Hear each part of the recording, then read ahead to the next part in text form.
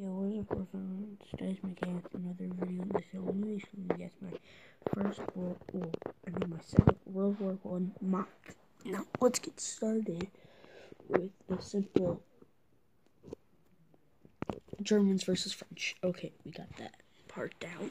Okay, let's start out with the two gun troops. Now, this guy is perfectly fine with this, an explosion behind him. That's why his helmet's off. His gun's down there. This guy, on the other hand, he kind of got his arm blown off. Yeah, I don't think you're gonna live through that one. This guy's getting stabbed with the bayonet from this French soldier. He is a heavy, but their weak spot was their legs and getting stabbed. Here's a French cavalry that is probably gonna come and just start kicking some ass. Right here's a down artillery. Well, this is mainly used for tanks and taking out infantry. Right here's a German soldier that looks like he's going to pull down his gun and open fire on the wounded troop.